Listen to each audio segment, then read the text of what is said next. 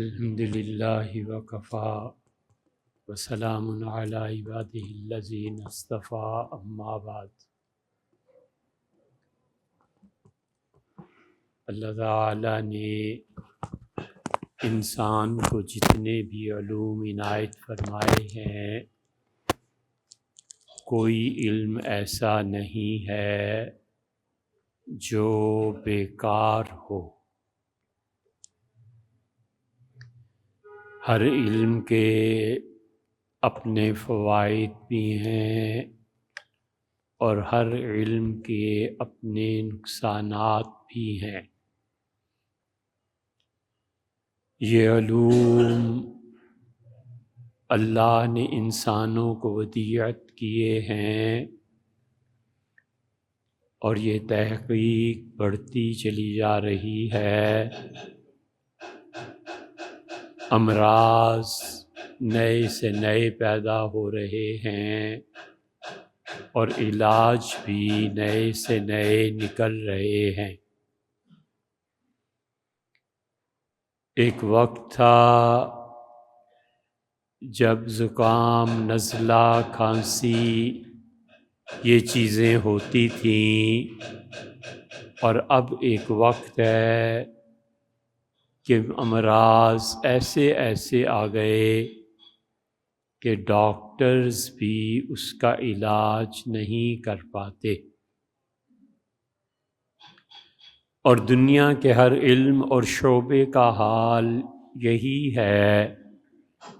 تحقیقات بڑھ گئیں، اور خاص طور سے پچھلی صدی جو گزری ہے، اور یہ صدی جس کے 25 سال گزر گئے ہیں، ان 125 سال میں بالکل وہ علوم جن کا تعلق مغرب سے ہے، انہوں نے زمین کو گویا کہ پلٹ کے رکھ دیا ہے۔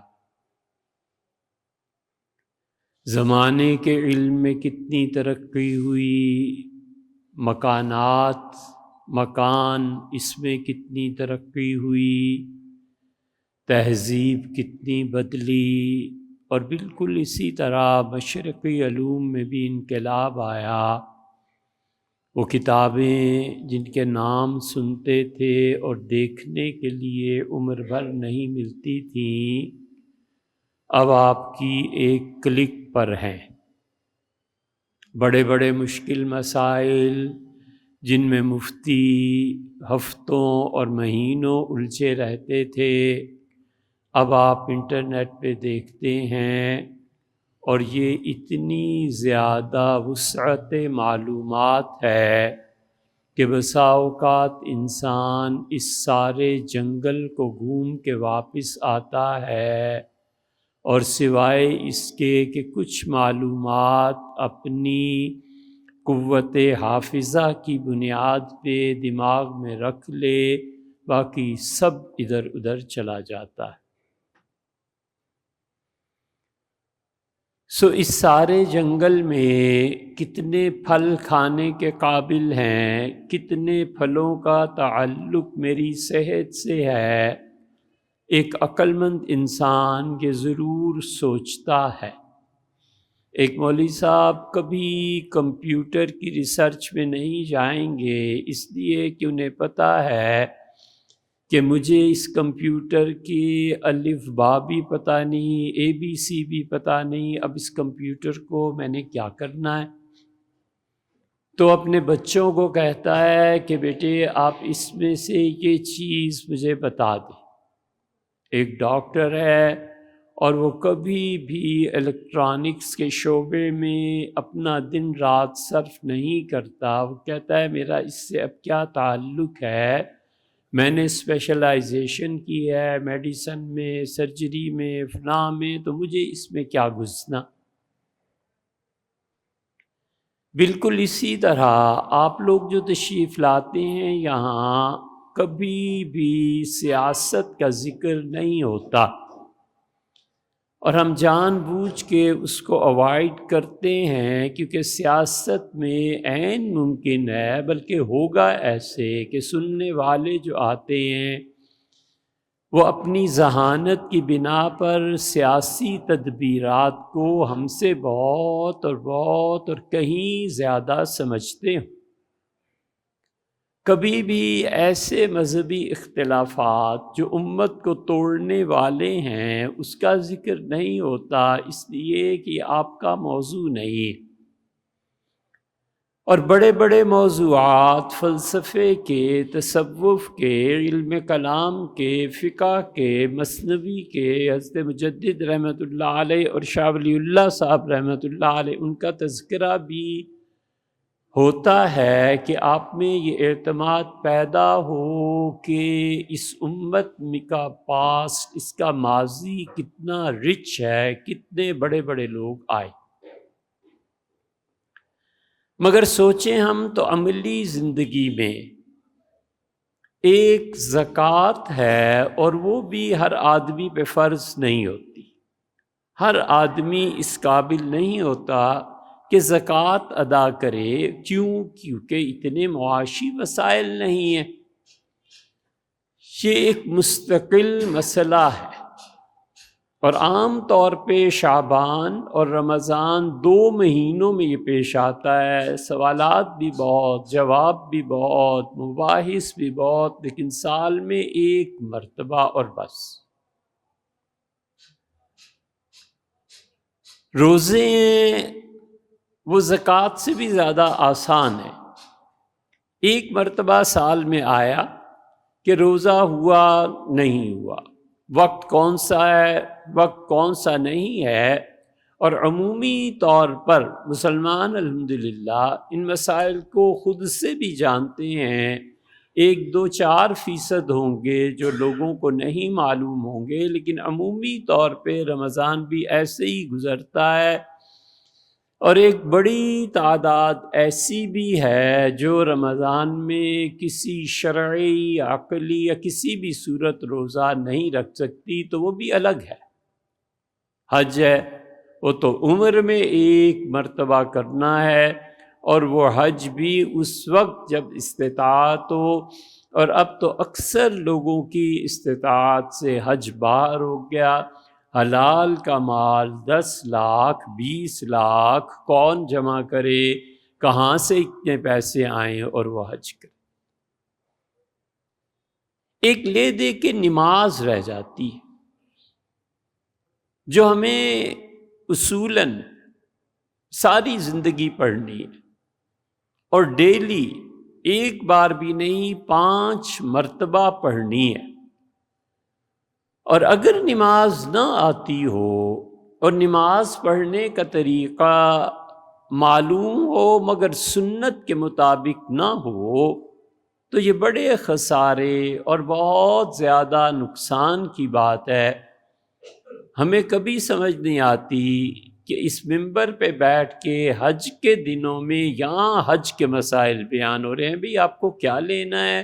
وہ جو حج کرنے چلے گئے ہیں وہ جانے یا ان کا کام جانے، اب عام پبلک کو یہاں اس ملک میں حج کے مسائل سن کے کیا کرنے؟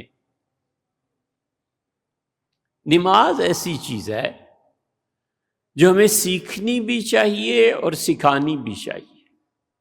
تو کیوں نہ ہم آج نماز کو شروع کریں، اور ہم سب اپنی نمازوں کو سنت کے مطابق کریں۔ کیوں نہ ہم اپنی نمازوں کو ٹھیک کر لیں کہ قبر میں جا کر بھی آخرت میں حضور صلی اللہ علیہ وسلم نے فرمایا پہلی چیز جس کے متعلق پوچھا جائے گا وہ نماز ہے، اور نماز خالصتاً اللہ کی عبادت اور بندگی۔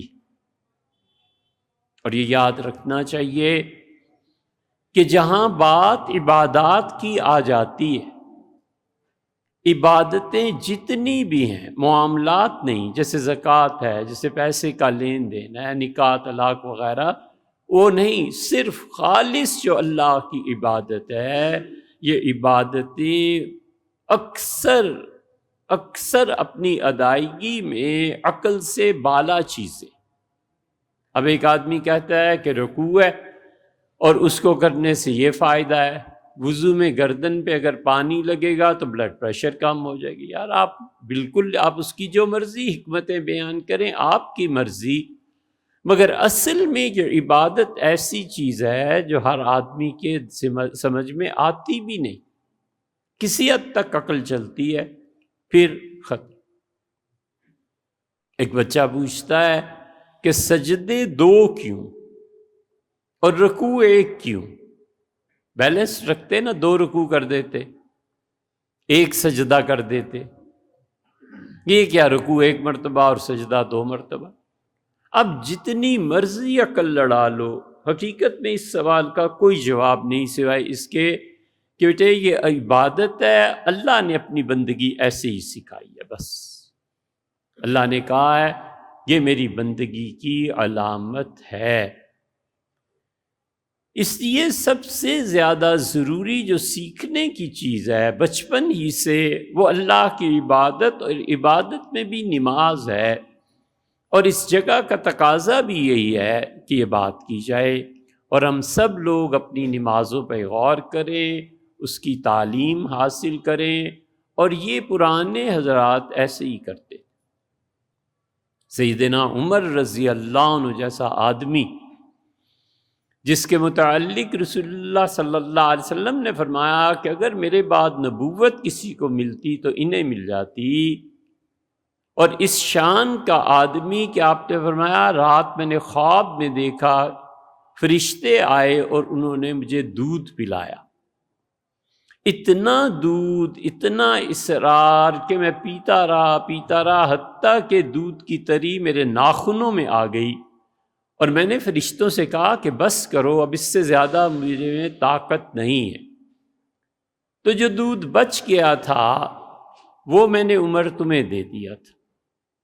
کسی نے کہا اللہ کے رسول آپ کے اس خواب کی تعبیر کیا ہے؟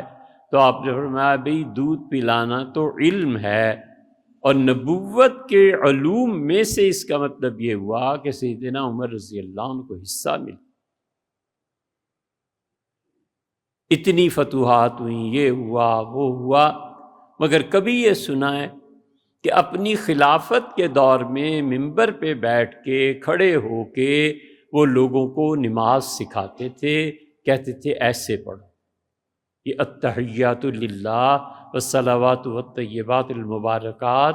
یہ بہت سے لوگ ایسے بھی پڑھتے ہیں، بہت سے ہماری طرح بھی پڑھتے ہیں التحیات للہ والصلوات والطیبات.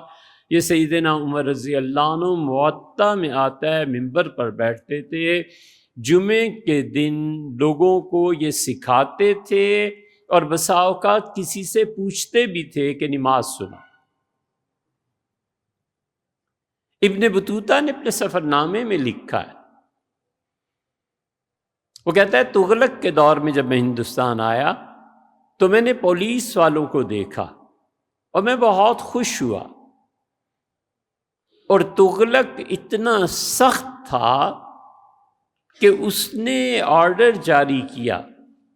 اس نے کہا کہ مجھ تک رپورٹس پہنچی ہیں کہ دکاندار ماپ تول میں کمی کرتے ہیں، تو آئندہ اگر میری مملکت میں یہ ہوا تو میں اس آدمی کا گوشت کاٹ کے پورا کر دوں گا.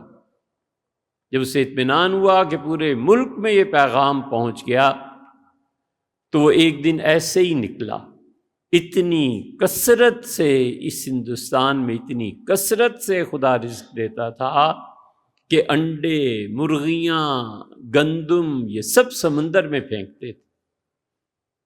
آبادی تھوڑی تھی، کھانے والے ہی کوئی نہیں تھا.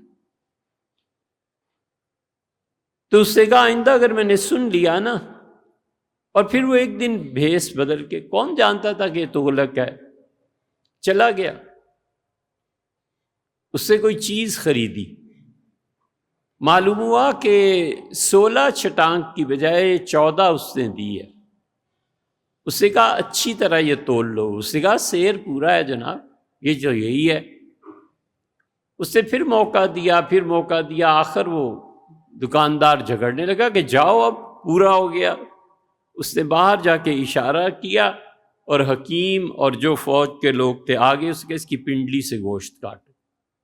پنڈلی سے گوشت کاٹ کر اسے پورا کیا، حکیموں کو کہا مر نہ جائے دوا وغیرہ لگاؤ اس سے۔ یہ واقعہ اتنا پھیلا اور اسے کہا تشہیر کرو میرے پوری مملکت میں کہ اگر کوئی کرے گا تو موقع پہ سزا ایسی ملے۔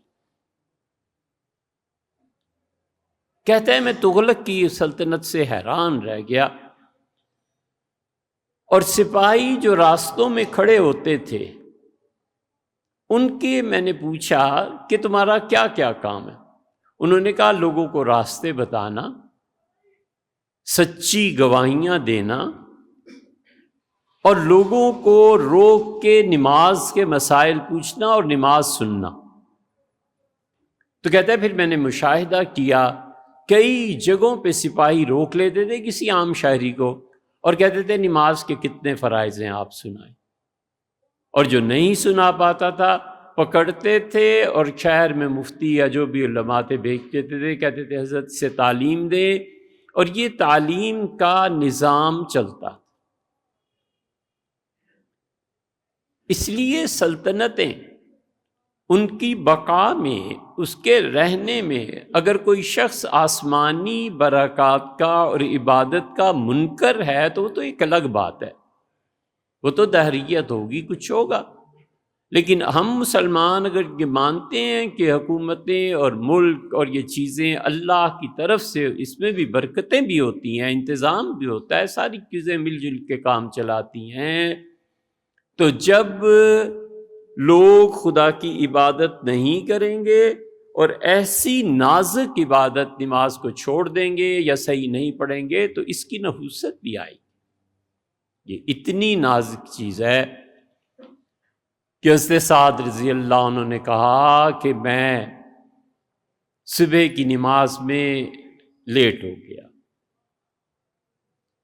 اور میں جب پہنچا ہوں تو رسول اللہ صلی اللہ علیہ وسلم، میں وضو کرنے لگا تو مجھے آواز آ رہی تھی مسجد نبوی میں کہ حضرت صلی اللہ علیہ وسلم نماز پڑھا رہے ہیں، تو میں نے وضو جلدی جلدی کیا کہ فجر کی دوسری رکعت بھی کہیں مس نہ ہو جائے، تو جلدی جلدی وضو جو تھا کر کے میں پیچھے کھڑا ہو گیا، تو حضور صلی اللہ علیہ وسلم سورہ روم کی تلاوت فرما رہے تھے، الف لام میم غلبت الروم، اور آپ نے تھوڑی سی آیات پڑھی اور سلام پھیر دیا، دوسری رکعت پوری ہو گئی۔ تو مجھے کہا تو کچھ نہیں، لیکن ساتھ کہتے ہیں کہ میں پیچھے صف میں کھڑا تھا، آپ مصلی میں گھومے اور اونچی آواز سے یہ فرمایا کیا ہو گیا ہے لوگوں کو، وضو ٹھیک نہیں کرتے، اور میرے دل پہ اس کا اثر ہوتا ہے اور میں نماز صحیح نہیں پڑھا سکتا لوگوں تمہیں۔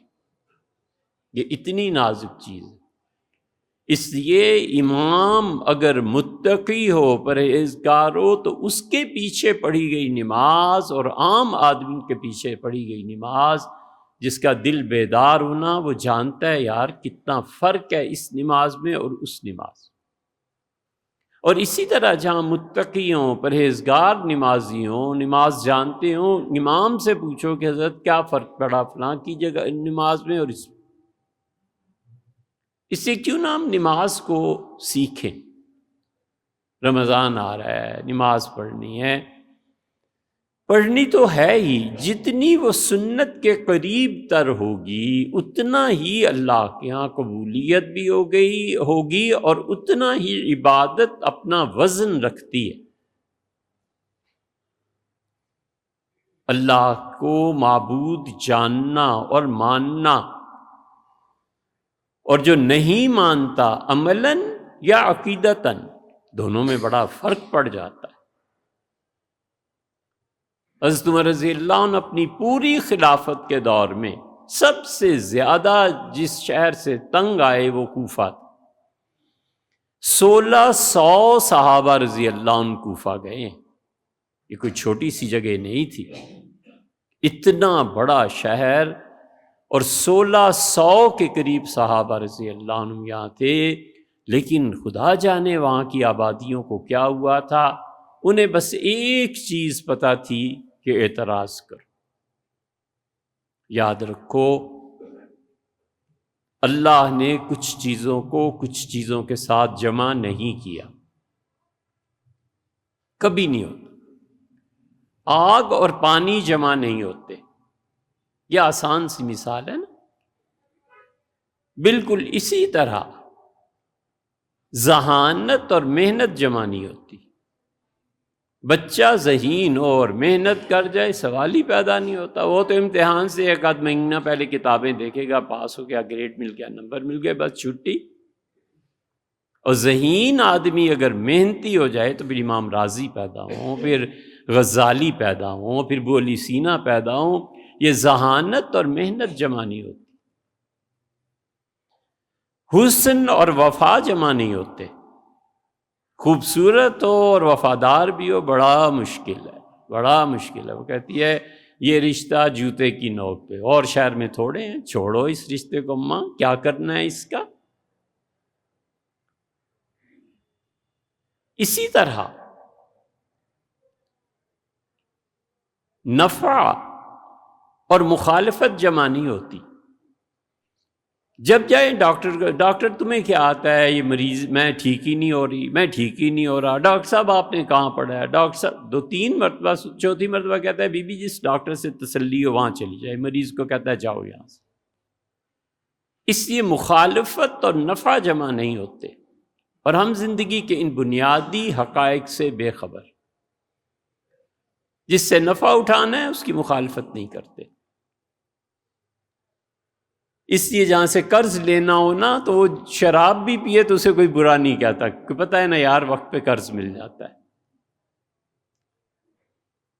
تو یہ کوفہ والے نفع اٹھانا ہے خلافت سے، اور ان کا کام ہی اعتراض۔ سیدنا عمر رضی اللہ عنہ فرمایا اتنے شرارتی ہیں، صبح میں بھیجتا ہوں حکمران پہنچتا ہے، شام کو شکایتیں شروع ہو جاتی ہیں، یعنی شام آتا ہے تو صبح اس کی شکایتیں ہو جاتی ہیں۔ اور پھر حضرت عمر رضی اللہ عنہ کو صحیح ناراضگی ہوئی جب کوفہ والوں نے حضرت سعد رضی اللہ عنہ کے خلاف چٹھیاں لکھی۔ حضرت سعد رضی اللہ عنہ کا بڑا مقام تھا، بہت بلند، حضور صلی اللہ علیہ وسلم کے ساتھ ماموں ہونے کی ان کی نسبت بھی تھی۔ پھر حضور صلی اللہ علیہ وسلم نے یہ لوگوں کے سامنے فرمایا تھا کہ اللہ سعد کی نشانے کو خطا نہ دے اور اس کی دعا کو رد نہ فرما۔ سعد رضی اللہ عنہ ایک مرتبہ عبداللہ ابن مسعود رضی اللہ عنہ کے لیے ہاتھ اٹھائے، ابن مسعود نے ہاتھ پکڑ لیا اور کہا سعد بد دعا نہ دینا، تمہاری بد دعا ڈبو دیتی ہے۔ حضور صلی اللہ علیہ وسلم فرمایا تھا میری مجبوریاں ہیں کہ میں بیت المال کا قرضہ نہیں ادا کر پا رہا، میرے پاس اتنے پیسے نہیں ہیں۔ تو انہوں نے کہا مجھے حساب دینا ہے عمر کو جا کے، میں تمہارے متعلق کیا کہوں گا، میں بد دعا نہ کروں اور کیا کروں؟ کہ حضرت یہ نہ کریں۔ سعد رضی اللہ عنہ کی جب شکایات آئیں مدینہ منورہ تو حضرت عمر رضی اللہ عنہ بہت ناراض ہوئے اور پھر بلا بھیجا کوفہ والوں کو۔ صحیح بخاری میں آتا ہے کہ حضرت عمر رضی اللہ عنہ تشریف لائے تو فرمایا سعد تیری ہر چیز پر انہیں اعتراض ہے، حتیٰ علی صلاتی کا، یہاں تک کہ کہتے ہیں سعد کو نماز پڑھانی نہیں آتی۔ سعد رضی اللہ عنہ کا حضرت میں ان کا کوئی جواب نہیں دوں گا، لیکن میں نماز پہلی 2 رکعتوں میں سورتیں ملاتا ہوں، لمبی ہو جاتی ہیں، آخری 2 رکعتوں میں فاتحہ پڑھتا ہوں، چھوٹی ہو جاتی ہیں۔ یہ اس پہ اعتراض کرتے ہیں عمر آپ اور ہم حضور صلی اللہ علیہ وسلم کے پیچھے ایسے ہی نہیں نماز پڑھتے رہے، ان کا ایسے ہی۔ حضرت سعد رضی اللہ عنہ بڑے پتے کی بات کی، ان کا عمر اگر میں 7 لوگوں کو نماز نہیں نہ پڑھا سکتا اذن ذل سعی، تو پھر تو میں نے جھک ماری، میری تو پوری عمر برباد ہو گئی کہ اگر ہم لوگوں کو نماز بھی نہ پڑھا سکے۔